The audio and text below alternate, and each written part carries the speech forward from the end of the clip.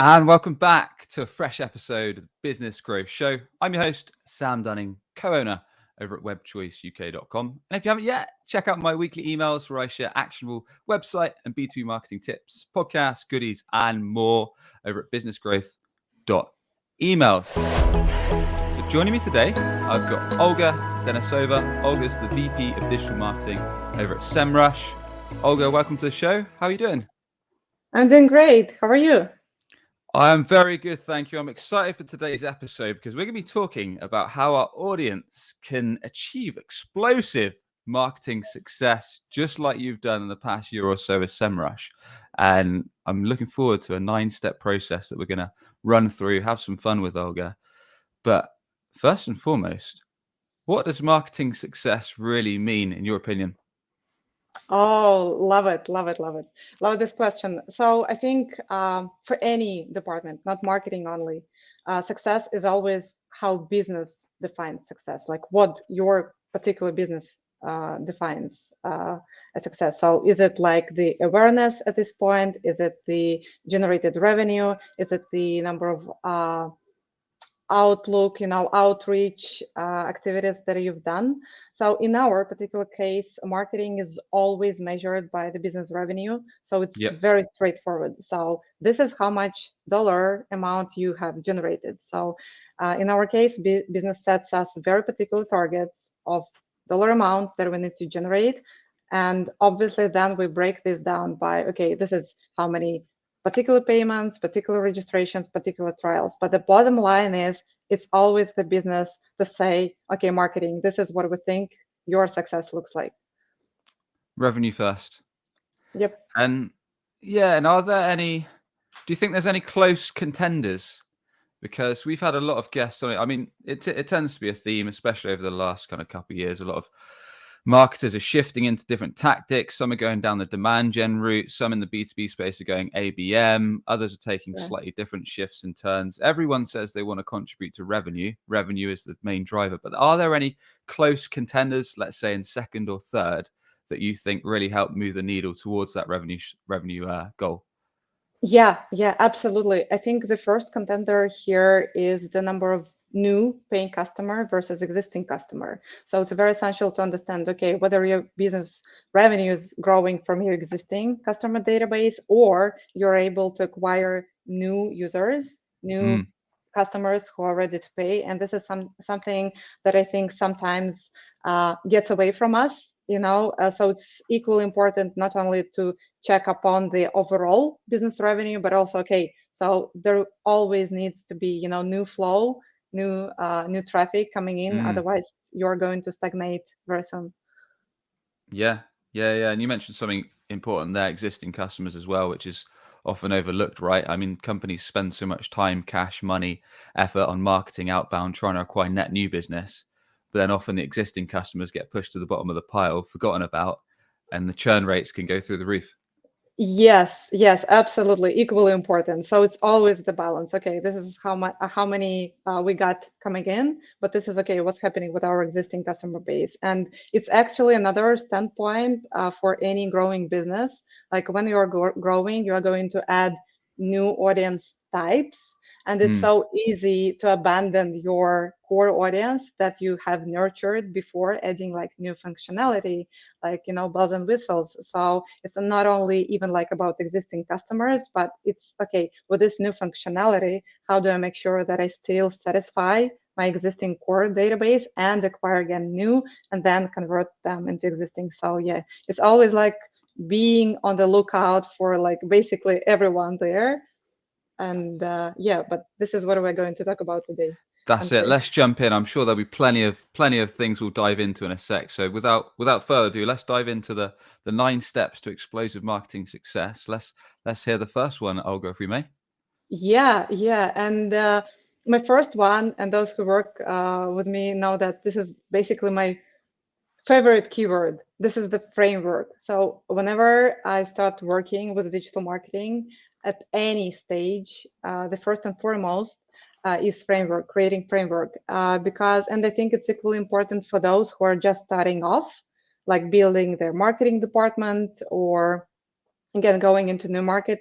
And for those like in Semrush who have already had some success, it's not that like, Semrush has never done any digital marketing, right? No, on the contrary, we've done so much that at some point it was like, hey, okay, so what's next? Because it's like there have been so many layers that we've done. And so what helps us actually realize what we can do better or what we can do in addition to what we're doing is creating framework. And by this, I mean, think about dimensions that you want basically to split all of your activities. So in our case, Right. it was like first and foremost content. So we are producing plenty of content, but okay, what types of content we're producing? And then what we did, like literally we put together endless list of all the assets that we have ever produced and then analyze them by content type. So what was the best performing content type? Again, in terms of business revenue, not the number of downloads, not the number of engagement, but again, business revenue. What were the underlying principles of best performing assets versus worst performing assets?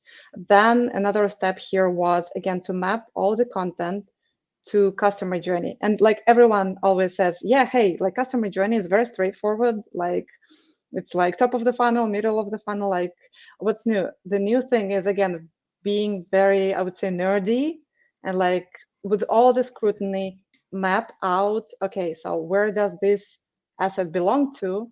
And then when you do that, all of a sudden you say, hey, we have plenty of content for the attract stage, plenty of content for engage, but only like 5 decently working assets for the convert. So for example, we're missing, comparison against how do we perform against competition, functionality wise, and so on and so forth. So that's one dimension. Another dimension is about audiences. So again, split down and create, your audiences. Another dimension after audiences is targeting. So you're going to have like several audiences. You're going to have the channels. You're going to have the targeting. And when you map, it's like a matrix, right? And so then you like cross over. And then again, oh, wow, we're not reaching this audience through this targeting in this geography. How did we miss this out? And so for different companies, these dimensions may be different depending on their focuses.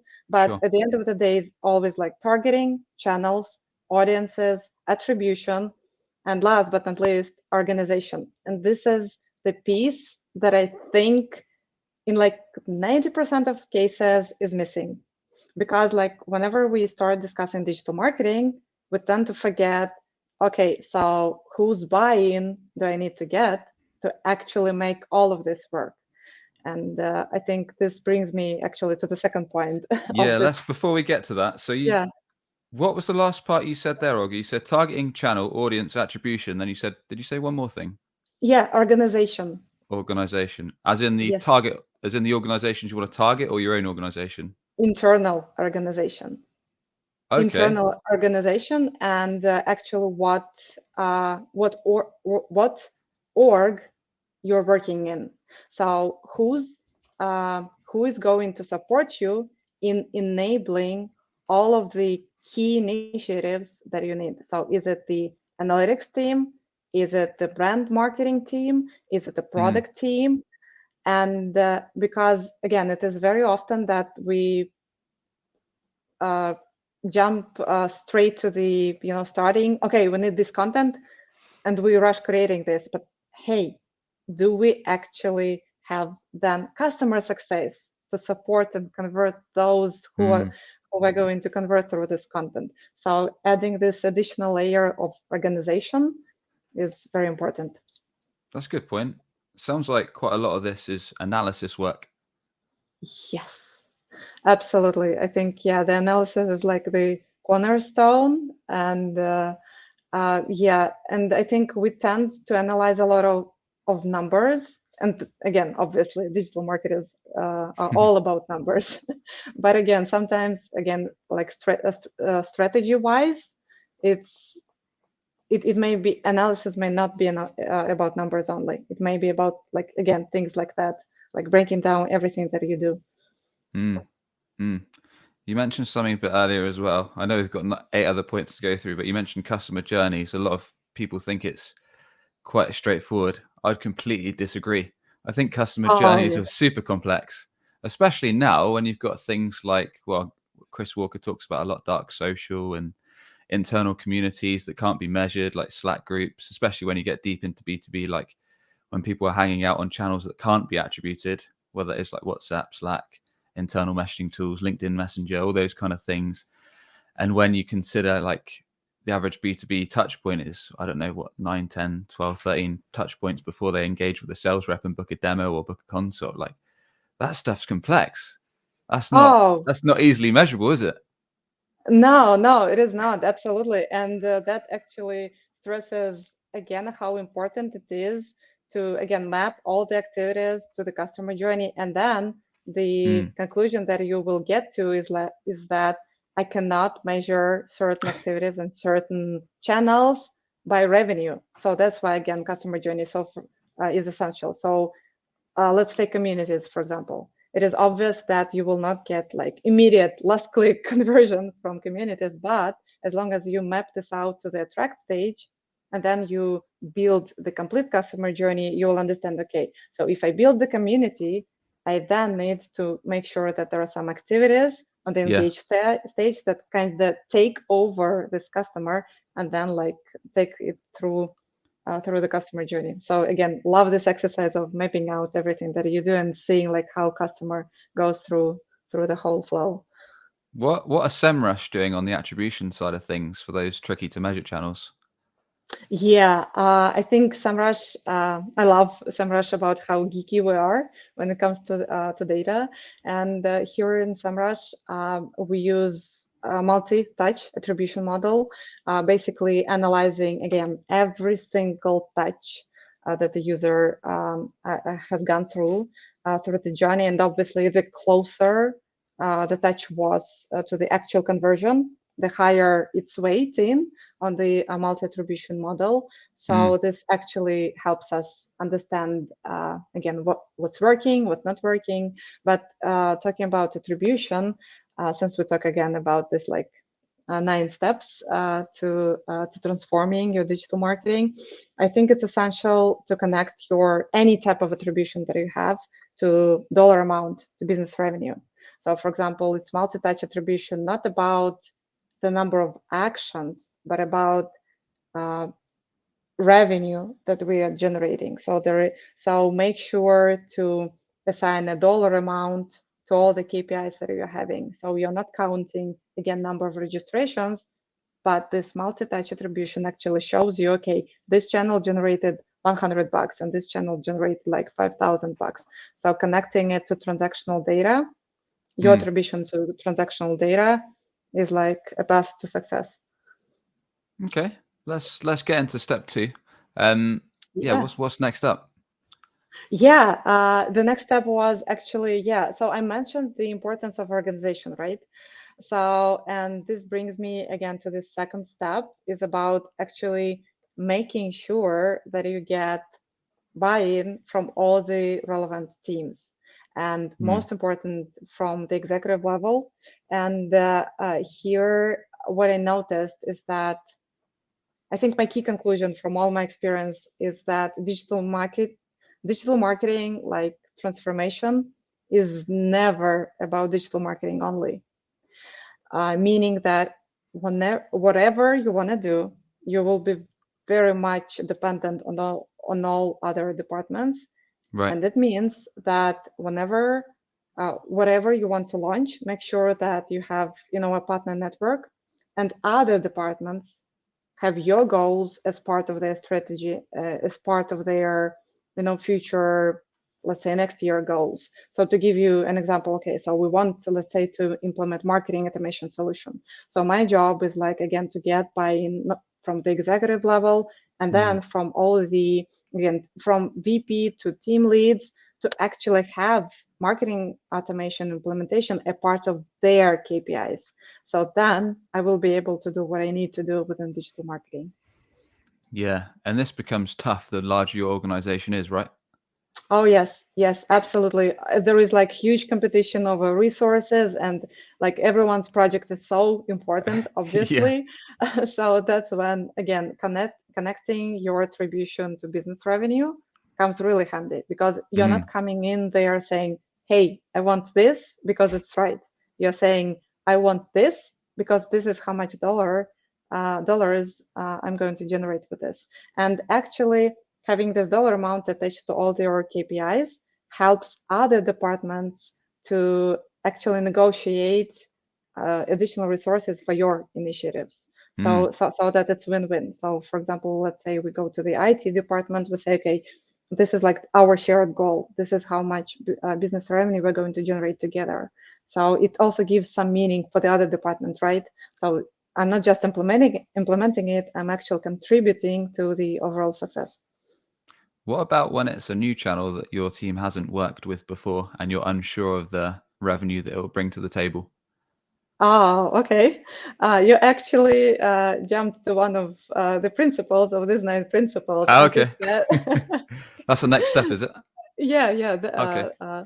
And this is actually about like experiments. So Okay. principle is very easy, like experiment, experiment, experiment. That means that you can never actually, rest on laurels, because like competition is out there. So make sure that not only you experiment on a regular basis, and by experiment, I mean like everywhere, like channel, creative, content, targeting, everything. But also make sure that you have a person, a go-to person, who is actually the key driver for all experiments within digital marketing. So to give you an Okay. example, in digital marketing, we created a new team. We called it digital hacking, like growth hacking for digital marketing only. And the whole purpose of this team is to test. So they're responsible for multiple tests. They're responsible for documenting these tests, and they're responsible for actually implementing and spreading the learnings, the information, the best practices across the marketing organization. And it helped us like drive more than 100 tests. And I'm talking about like really big tests, not like minor bidding tests, but more than 100 tests per year, with this team driving it. Like so their KPI is slightly different. So they obviously, we cannot be sure that every single test will be success. We can be sure that a lot of tests will be a failure, but among of these experiments, there will be something that will help us grow. And then we take it from experiments team and implement it across the digital marketing organization. Have you got any examples of a recent one that they've done? Yeah, absolutely. Sign up flow. So all of the teams are optimizing their respective channels, right? But then the traffic ends up on the general sign up flow. And we implemented some time ago, we tested dynamic headlines in paid search, so that Right. we customized the headline based on the query, and it was performing really well. But the question Okay. was that the user came to the general sign up flow, which was not personalized. And so this team, and no one actually could, again, catch the discrepancy, because, again, there is like a separate website team, there is like the channel team. So it was the digital hacking team who actually noticed, hey, we know that personalization works great in paid traffic channels. So why don't we continue it? And so this is when we started personalizing the sign-up flow according to search query. So imagine, again, a person is looking for a website audit. The landing page greets them with website audit. They want to register. The sign-up flow says, "Hey, here is like website audit," and the new user like has grown by 40% by this tiny change. Wow. Okay. That's an interesting one. Got it. So just Yeah. changing things within kind of messaging, within ads, within dynamic content, that kind of Yep. stuff to see how it flows. But you're doing it on scale by the sounds of it. You're doing 100 or so a year. Yes. Yeah. Appreciate that kind of large scale organizations have probably got a bit more flex on that side of things. I suppose kind of smaller companies, you're a little bit more limited in terms of what you can do. Any that you've seen, any tips that you've seen that are perhaps a bit lesser known, a bit more unusual, that organizations that might not have as much resource could consider when it Yeah. comes to experiments? Yeah, absolutely. So I think, okay, so the audience will be, hey, you already talked about this, but I will again start with the framework. Mm, So if you're, again, budget constrained, go back and create a framework. And I would say list out like what's most important for you, right? So again, creating the very clear list of priorities will make sure that you are not you're paying attention to actually what's most important. And depending on this, again, your action plan will be different. So obviously, if you want to scale like really quickly, obviously paid channels is your go-to part. If you want to drive more engagement and build like the loyal customer base, then make use of the email marketing channel. If you want, if you're in a fairly good position when it comes to business revenue, now it's time to build your brand marketing and build loyal customers. So it's really like, again, step by step, depending on what your business priorities are. got it. Yeah. Link back to the initial priorities, the initial goals. Understood. Okay. Yep. So we talked about experiments. I think I jumped you ahead a bit, but what comes next? Yeah. Oh, and I think what comes next is actually very, very much relevant to like smaller businesses.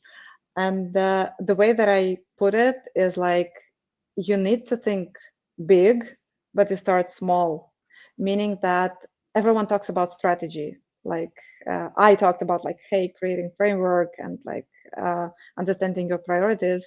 But when you're going to outline your priorities, make sure that you actually break them down into very small, actionable, and easy to digest steps, because it's very important when you start doing something to see your successes early on.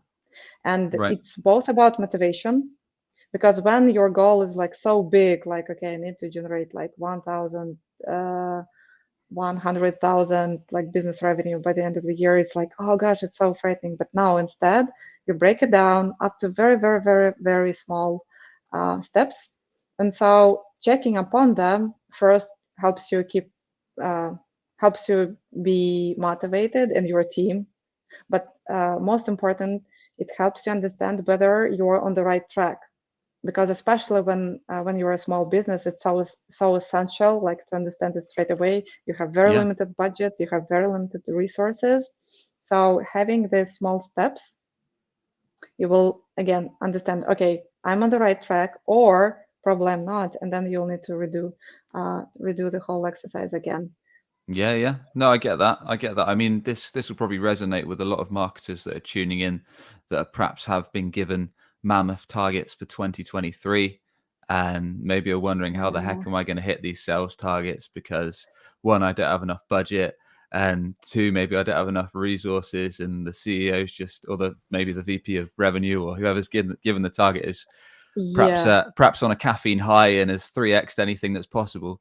So Yeah. are there any ways or any examples that you've kind of used in the past when it comes to kind of digital marketing, especially, and Oh, yes. how you've broken that down into kind of milestones? Yeah, yeah, absolutely. So first, it comes about KPIs. It comes about KPIs. So again, you need to break down everything that you need to achieve by quarters, then by months, then by weeks, then by days. And again, we are very nerdy here. So for every single day, we know how many registrations, trials, news MRR we need to generate from each channel. And then you basically track it on a daily basis. Then it comes about projects. So we break it down by key projects, and then what we do is like, well, basically, again, being very, very I would say again, nerdy and boring probably, but we do like regular weekly or bi-weekly checks on all of the project progress. Hmm. And the third thing, and this is more about like what you just asked, like, okay, you have like this huge sales number to achieve, Yep. and the 2023 is going to be rocky. So my approach here, like my recommendation here would be to actually prepare yourself for different scenarios. So what we do is we do not only break down, okay, the ultimate goal, but we also create contingency scenarios. Okay, what happens if we don't reach this particular goal? Hmm. How it's going to affect our budget? How is it going to affect like the number of content that we're going to create, the number of channels that we're running? And Yeah. so have at least one plan B Yeah. is going again to make your life way easier. It's like, psychological trick, I think. As long as went down this, rabbit hole. Okay, what if I don't achieve the target number? What will happen to like me and my goals? Answer this question first of all to yourself. Create a plan, and then all of a sudden, life is so much easier. Mm. Mm. Yeah, breaking everything down into small steps, and that's sound advice really into what you can measure each day, each week, each month. Having regular catch up with your team, and then, like you say, having contingency plans. So if you don't hit this goal, what can we do? What's going to be the next best thing?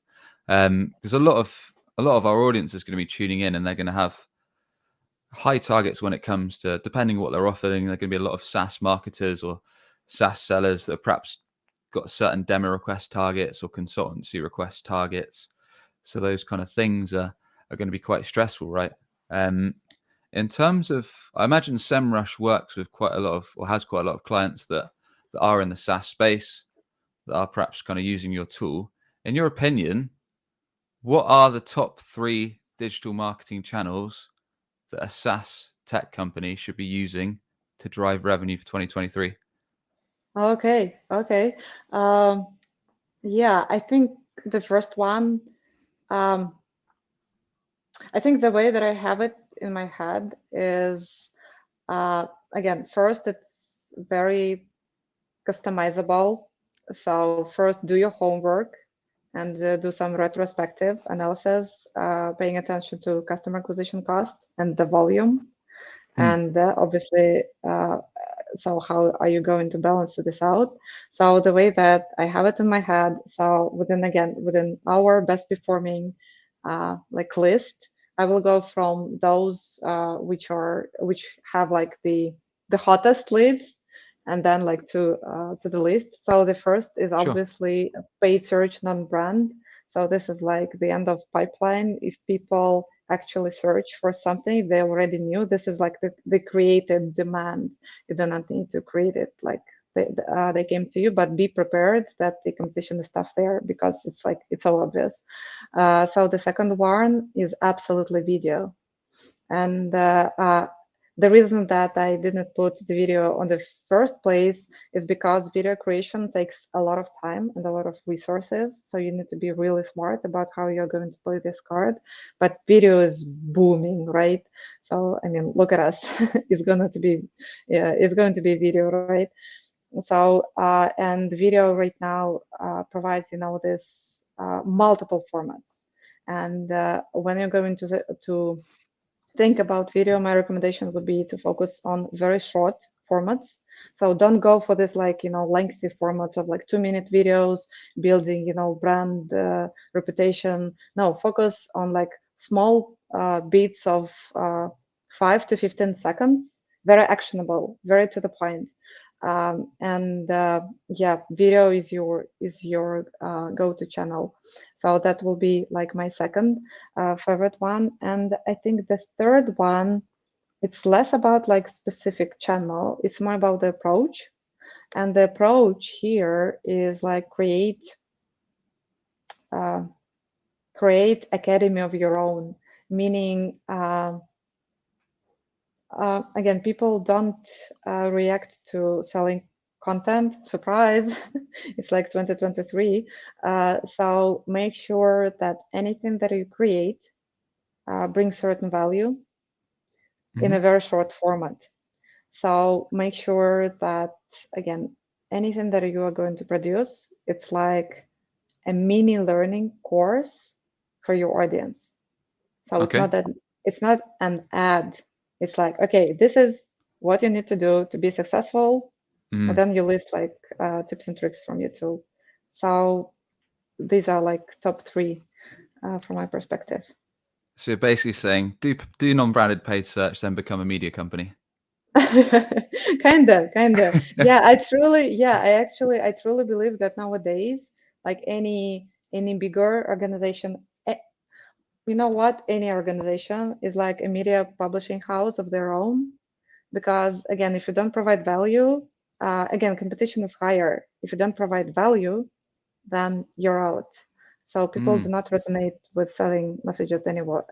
Anyway, I mean, I have a question to you. Like, what was the last time you reacted to any direct message on LinkedIn saying, "Hey, what's up?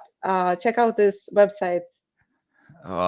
Well, I can't remember because most of them are awful. Like and I'm sure you get a ton because you're a VP of marketing, and I get a ton because I run a company. So it's just like literally maybe 1 in 100, 1 in 200 is actually decent, but most of them are just spam or automated. Exactly.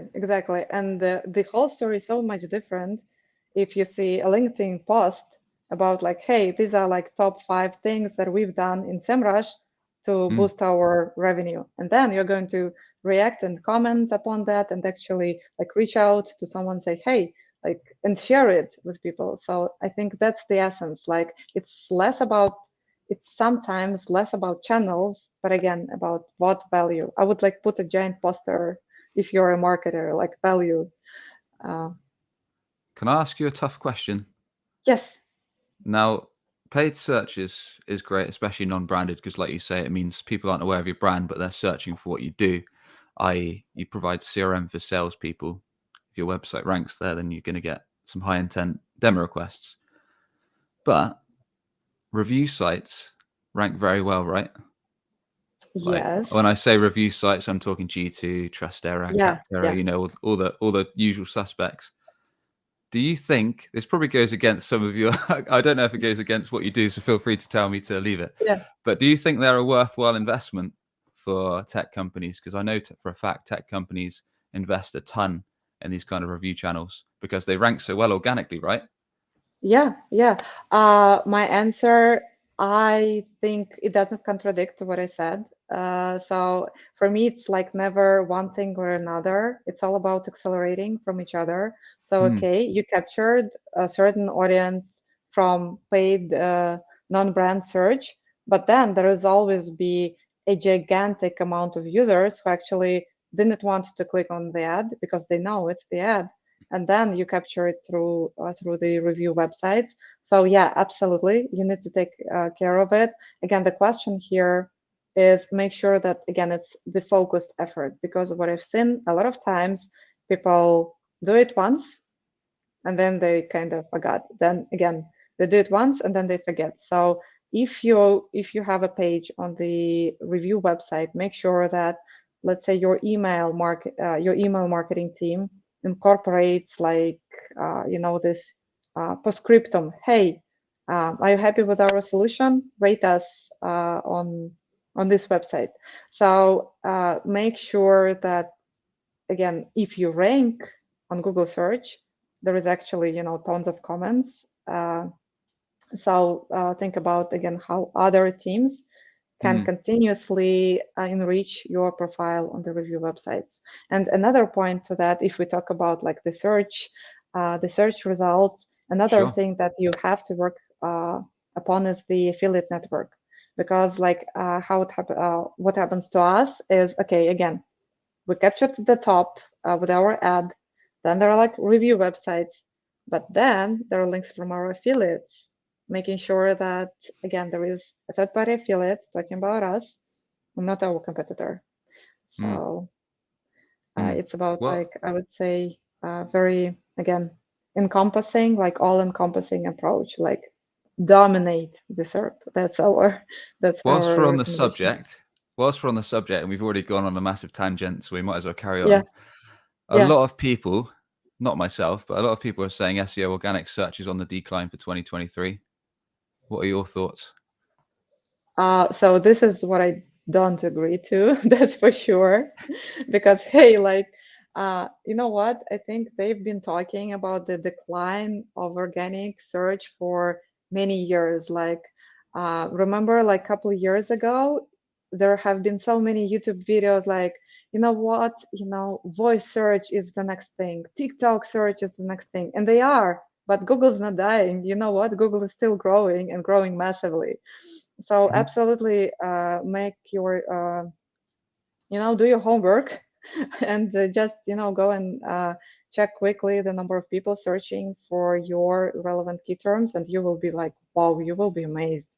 And yeah, so absolutely, it's like it's really good investment.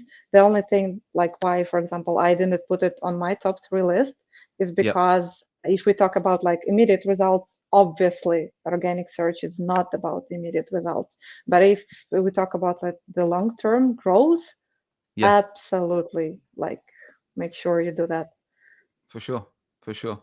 I think like I see a lot of stuff on LinkedIn now where people say exactly what you say, really. People saying like no one goes to Google organic search anymore. Everyone goes to a community, or they ask their peers, or they go on YouTube, or they go on TikTok. It's like, well, sure, plenty of people do those things, but there's still a ton of people. I think the main thing to consider is that, especially in because a lot of what we talk about is B2B tech, everyone buys differently, right? So some people will go to Exactly. communities, some will ask their peers, some will search on YouTube, some will search on TikTok, but a ton of people are still using Google search. And especially when you get into when you get to big ticket sales, when you get to big ticket software or B2B service, doesn't matter what it is, people typically are going to compare 2, 3, 4, or more vendors before they make a decision, because they're not buying this stuff at the click of the fingers. They're taking months to research your product, your offering, consider it with their board. They don't decide over the night. So they're probably going to Google search to find a couple options. Maybe they're going to community for the third option. Maybe they're going somewhere else for the fourth option. So if you're not ranking, as far as I'm concerned, you're missing out on ops. Yes. Yeah. No, I agree to that. Like, you see me nodding like very actively. So yeah, absolutely.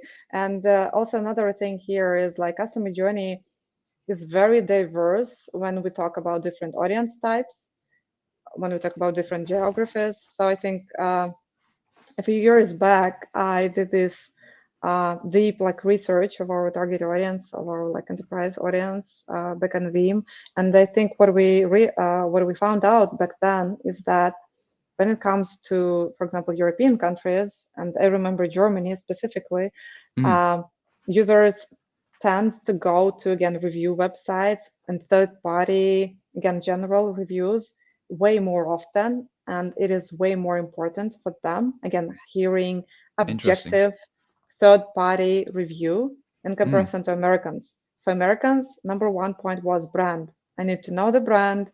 okay. I need to know them like from social media. I need to hear about them from like my acquaintances. So Yeah. the value of brand is so much higher. So Mm, again, depending on your geography, um, I cannot like stress it enough. But again, customer journeys are very different. So again, depending on your geography, it may be very different. But like you said, uh, you need to be sure that you check all the boxes because it's never about one channel. It's always about several touch points. that's it. And I think if you're a smaller business, you can get away with that kind of mindset that one or two channels is fine. But if you're a fast growing company, or if you're in the enterprise space and you're looking for serious growth, then you need to have you need to understand that everyone buys differently. And like you say, when you're looking at different geographic locations, that's really interesting. Like I didn't know that kind of Germans were place more weight on review sites, Americans are more brand orientated. So knowing this intel is just key, right? Because otherwise Yeah. you're going by guesswork and assumptions rather than how people actually buy. Yep. Yep. Awesome. Absolutely. So before I went off on one, I think we covered framework, getting buy-in from the rest of the team, experiments, thinking big but starting small. I think we've done 4 points. Have we got 5 more? Is that right? Yeah, I think I touched upon like another one, and it was about like it's very close connected to testing. Okay. So remember when we talked about experiments? Yep. So it's essential that we don't run experiments in channels only, but Okay. it goes across the board. So make sure, and I think, yeah, the illustration here was about like the sign up flow. So Okay. again, even though you're not responsible for the sign up flow as a digital marketer, your Yep. job is to make sure that the tests that you run are not about channels or creatives only, but about all the customer journey. So I think that's very closely connected. Fifth Got it. point. Another thing we already touched upon, it's about like building dollar revenue, like money driven attribution. So Okay. assigning, and uh, uh, another action point here is assigning dollar revenue to actually not only to like the final KPI, which is a purchase, but Mm. also to all the immediate, all the secondary KPIs. So, okay, so how would you assess in dollar amount your trial or your registration? So, what they actually mean from the dollar perspective for you, and then you may come to certain conclusions which may be a surprise to you. So, for example, you've seen that gated content generates a lot of leads, Yeah. but then when you again connect, okay, so in general, like one lead brings me, let's say, $5 revenue, Yeah. and then you compare it, okay, and this is how, let's say, paid ad user usually brings me, and it's like $10 revenue, and all of a sudden you're like, oh wait, so all of the leads that I generated actually are not that great. So having the dollar assigned to all the KPIs, and again, it may be very different. For enterprise, it may be again one lead is worth like $10,000. So it's very, very customized. But having dollar amount assigned to each KPI is essential.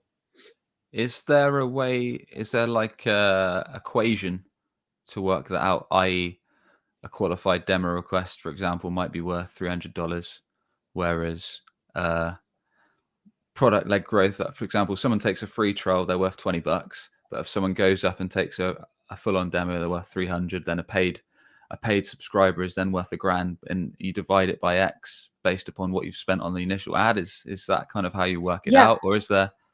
yeah. Again, we have multi-channel attribution. So for us, again, it's like there is like the whole data science behind it. But basically, yeah, you got it correctly. So you can like basically again uh, measure like return on ad spend, and you can get it. You can make it and go even further. How much resources I'm talking about, like human hours that they spend to Oh, do this or wow. that. Okay. Yeah. So Yeah, working that yeah. into the equation as well. Got it. Yep. Okay. And another thing here is when you're going to lay out again this customer journey, like we said, you may often see that, okay, all of my touch points actually perform really well. So, for example, free registration cost me this, and this is good. Trial cost me this, and brings me this, and this is good. But then you can do it like this. Okay, what if I actually drop one of the touch points and make my customer journey like shorter? So will like the effect from it, what it will be like, and then all of a sudden you realize that, oh, okay, the shorter customer journey actually performs better. So Yeah. I may drop a trial thing, or I may drop a demo thing, because all Yeah. I need to do is like send out an email follow up, and they still convert the same without the demo. So there's like all of a Comes sudden back there to the is like, testing. yep, exactly, it's all interconnected. Awesome. Okay. So I think that's 6 points.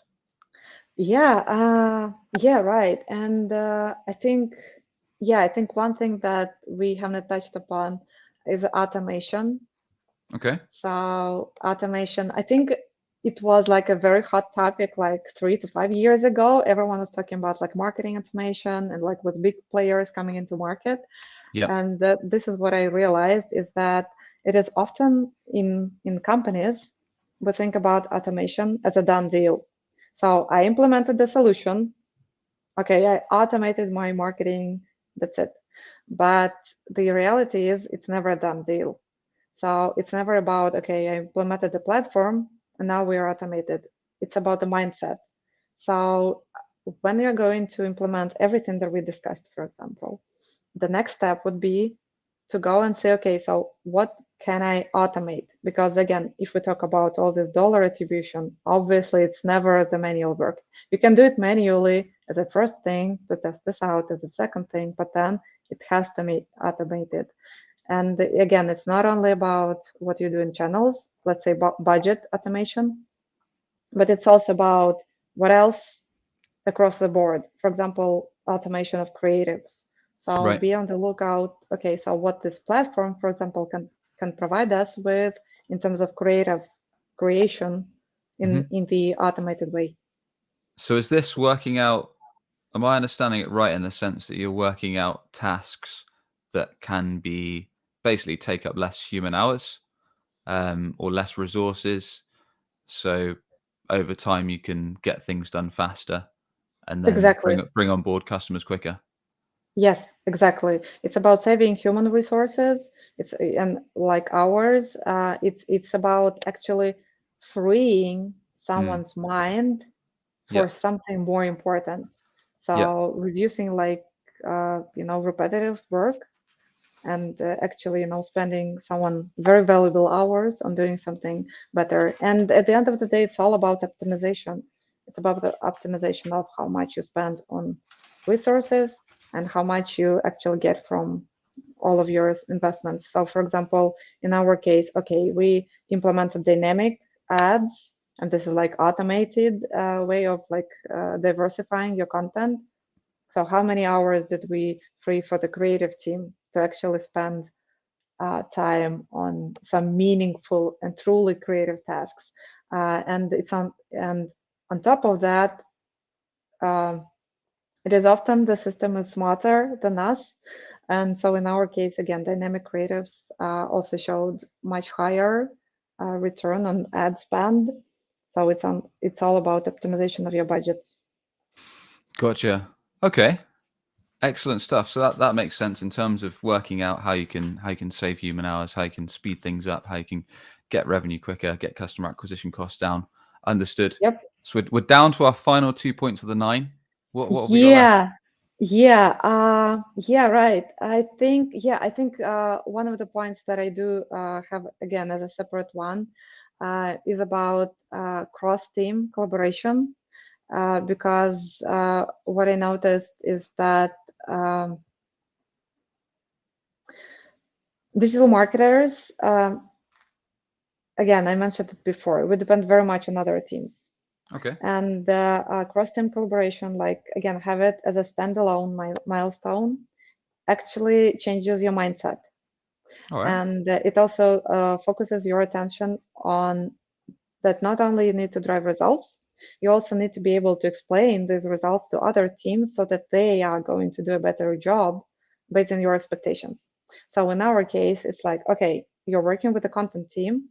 So my request to digital marketing team is, okay, so what are the things that the creative or content team needs to know that we know works on the channels? So, and it's about like this mindset that I need actually to serve, like basically on the plate, the best practices for other teams to know Got what's it. working for me in the channel. I see. So communicating effectively with the rest of your team on what's working. Yes, yes. And it is so challenging sometimes, especially when it comes again, digital marketing marketers tends to be, sit in the But advertising, platforms like focused on numbers, and then all of a sudden, gosh, I need to, summarize it and go to another team and explain it. It is very challenging, but it's so worth it. well, I suppose it's also challenging because everyone has their opinion and Oh, everyone yes. thinks that they know which channels are the best. Oh, Um, yes. so that's always a Yeah. difficult one. Yeah, I think the best way like to bring everyone to the same page is first having shared goals, and second, it's Mm, all about data. So my opinion to any opinion is, hey, we don't have opinions here, we have data, so show me the data, and then we talk. So it's never like, okay, I think this one is going to work better. It's like, okay, numbers, our past experience show that, okay, this is what's going to perform better. If obviously we do not reach a conclusion, hey, let's do an A/B test. So it's relatively easy, actually, to come to the common ground when we say, okay, let's test it. Yeah.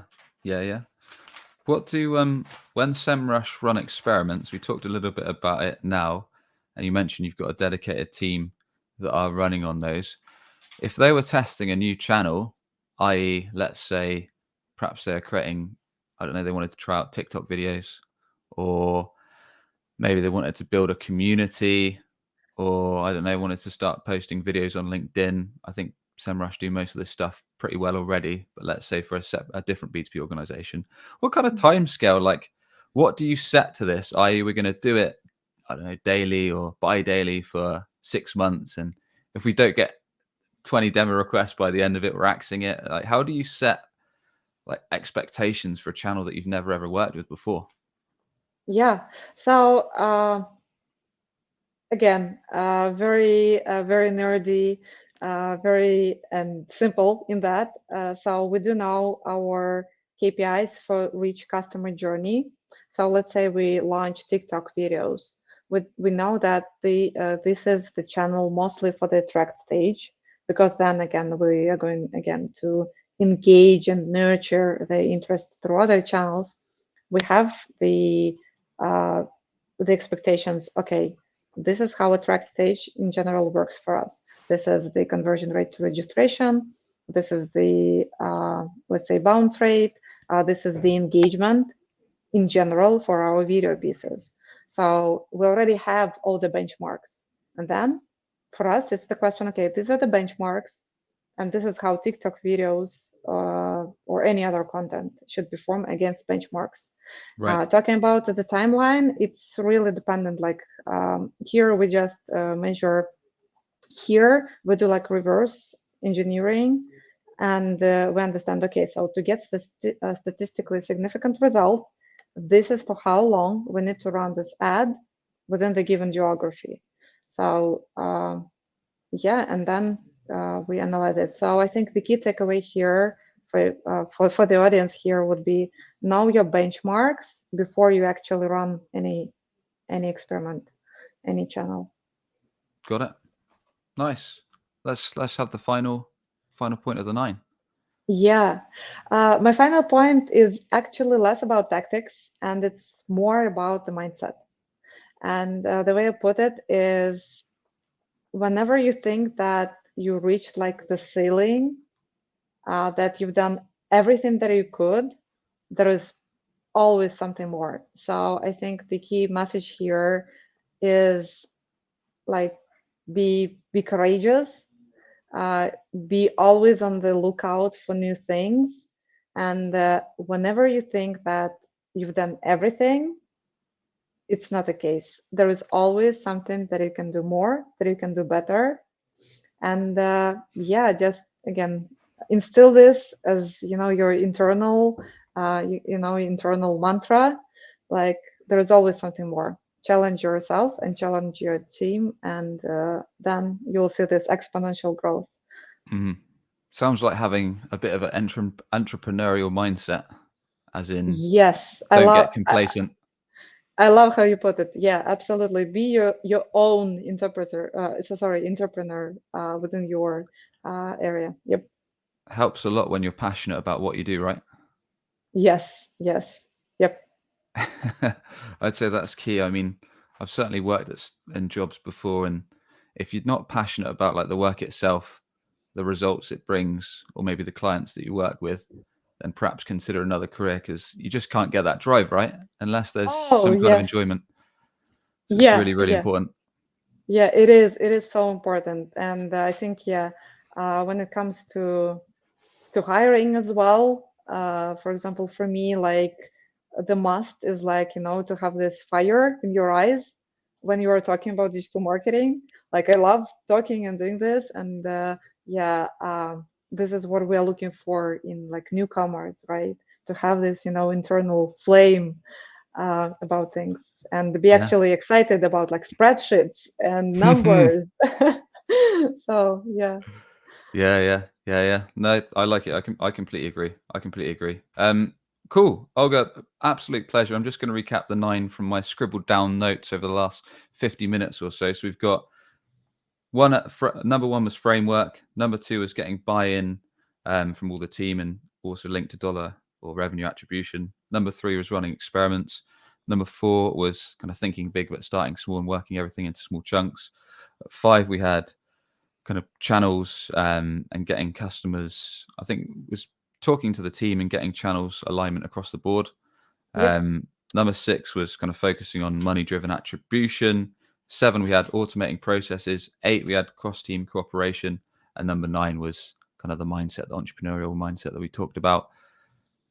I believe that was it. So with that, I Yeah. want to say thanks very much. Really enjoyed the episode. Been plenty of actionable tips, and thanks for shedding some light on kind of Semrush and your success, and plenty of advice for anyone tuning in for what they can take away. So with that, please do tell us more about how everyone tuning in can learn from you and any way you'd like to send our audience.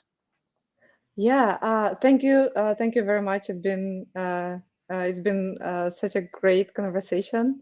Thank you for that. And yeah, I wish like the best luck. And again, discovering this internal flame, internal inspiration for everyone who is listening to this. And yeah, um, it's going to be a very exciting road next year. So good luck with that.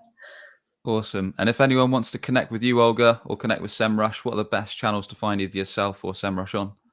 Yeah, LinkedIn, absolutely. So we are very active. So I'll be glad to connect. Awesome. And we'll put all of those links over in the show notes at businessgrowth.marketing. So thanks once again, Olga, for coming on. I appreciate it. Yeah, thank you. Thank you. No worries. And if you enjoyed today's episode, a quick rating or review on your podcast channel or YouTube channel of choice is appreciated. And we'll catch you on the next one for more no BS, actionable B2B marketing tips to grow your organization, grow your revenue. Cheers for tuning in.